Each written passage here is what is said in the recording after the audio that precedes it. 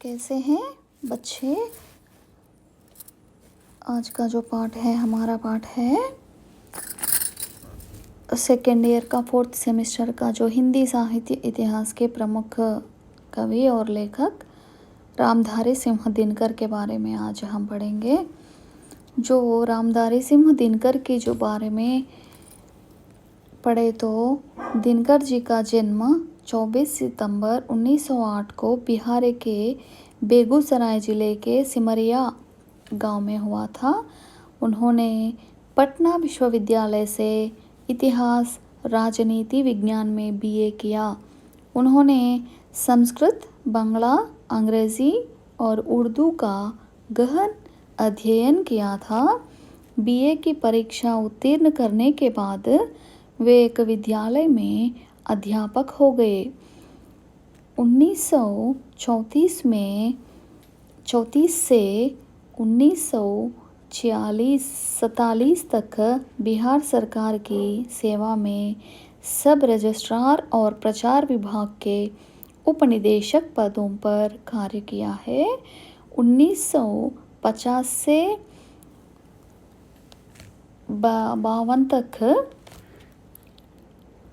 Muzaffarpur college में हिंदी के विभागाध्यक्ष रहे, मतलब 2 साल। भागलपुर विश्वविद्यालय के उपकुलपति के पद पर कार्य को निभाए हैं इन्होंने। और उसके बाद भारत सरकार के जो हिंदी सलाहकार बने हैं हमारे जो रामधारी सिंह दिनकर जी। उन्हें पद्म विभूषण की उपाधि से भी अलंकृत किया गया है। उनकी पुस्तक संस्कृति के 4 अध्याय के लिए साहित्य अकादमी पुरस्कार तथा उर्वशी के लिए भारतीय ज्ञानपीठ पुरस्कार प्रदान किया गया है। अपनी लेखनी के माध्यम से वह सदा अमर रहेंगे। द्वापर युग की ऐतिहासिक घटना महाभारत पर आधारित उनके प्रबंध काव्य कुरुक्षेत्र को विश्व के 100 सर्वश्रेष्ठ काव्यों में फिर उनका 74वां स्थान दिया गया है, मतलब 100 में से 74 तो प्लेस इनको मिला है। 1947 में देश स्वाधीन हुआ और वह बिहार विश्वविद्यालय में हिंदी के प्राध्यापक व विभागाध्यक्ष नियुक्त होकर मुजफ्फरपुर पहुँचे। 1952 में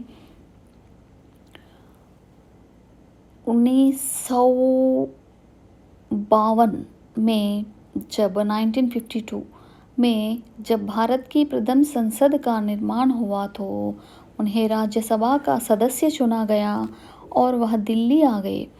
दिनकर 12 वर्ष तक संसद सदस्य रहे। बाद में उन्हें सन 1964 से 65 ईस्वी तक भागलपुर विश्वविद्यालय का कुलपति नियुक्त किया गया।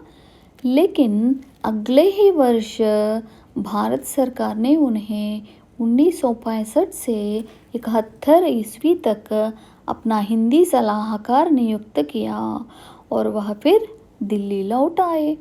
फिर तो ज्वार उमरा और रेणुका, हुंकार, रसवंती और द्वंद्व गीत रचे गए हैं इनके द्वारा। रेणुका और हुंकार की कुछ रचनाएं यहाँ वहाँ प्रकाशित में आई और अंग्रेज शासकों को समझते देर न लगी कि वे एक गलत आदमी को अपने तंत्र का अंग बना बैठे हैं।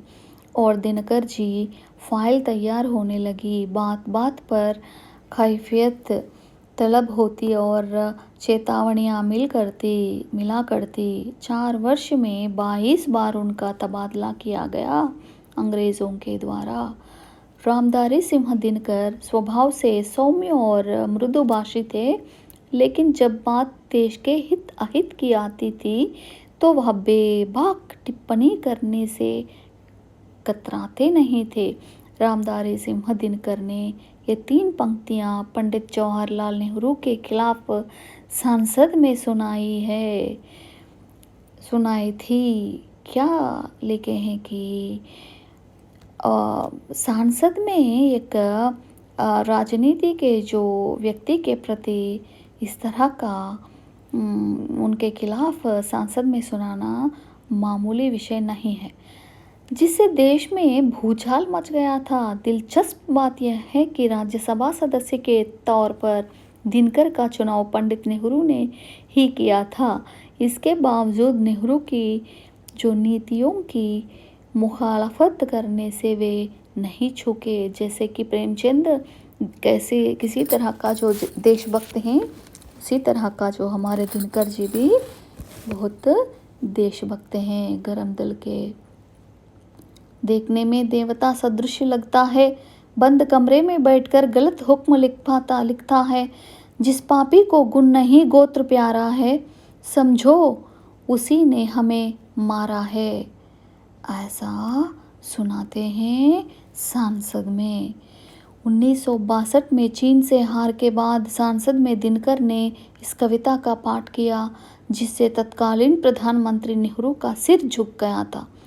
यह घटना आज भी भारतीय राजनीति के इतिहास की चुनिंदा क्रांतिकारी घटनाओं में से एक है। रे रोक युधिष्ठिर को न यहाँ जाने दे, उनको स्वर्गधीर फिरा दे, हमें गांडीव गदा लौटा दे, अर्जुन भीम वीर। इसी प्रकार एक बार तो उन्होंने भरी सब राज्यसभा में नेहरू की ओर इशारा करते हुए कहा, क्या आपने हिंदी को राष्ट्रभाषा इसलिए बनाया है ताकि 16 करोड़ हिंदी भाषियों को रोज अपशब्द सुनाए जा सके?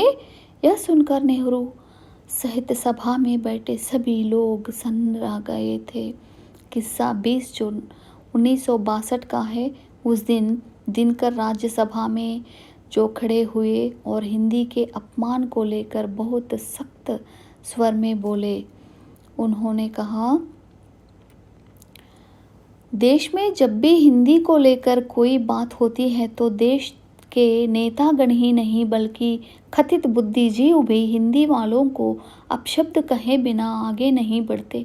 पता नहीं इस परिपाटी का आरंभ किसने किया है, लेकिन मेरा ख्याल है कि इस परिपाटी को प्रेरणा प्रधानमंत्री से मिली है। पता नहीं 13 भाषाओं की क्या किस्मत है कि प्रधानमंत्री ने उनके बारे में कभी कुछ नहीं कहा, किंतु हिंदी के बारे में उन्होंने आज तक कोई अच्छी बात नहीं कही। मैं और मेरा देश पूछना चाहता है कि क्या आपने हिंदी को राष्ट्रभाषा इसलिए बनाया था ताकि 16 करोड़ हिंदी भाषियों को रोज अपशब्द सुनाएं? क्या आपको पता भी है कि इसका दुष्परिणाम कितना जो भयावह होगा? यह सुनकर पूरी सभा सन्न रह गई। ठसाठस भरी सभा में भी गहरा सन्नाटा छा गया। यह मुर्दा चुप्पी तोड़ते हुए दिनकर ने फिर कहा, मैं इस सभा में खासकर प्रधानमंत्री नेहरू जी से कहना चाहता हूँ कि हिंदी की निंदा करना बंद किया जाए। हिंदी की निंदा से इस देश की आत्मा को गहरी चोट पहुँचती है। इस तरह का जो हिंदी प्रेम के बारे में इन्होंने अपने जो आवाज़ उठाए हैं, जो हिंदी विरोधियों के साथ, इनके जो प्रमुख कृतियाँ हैं,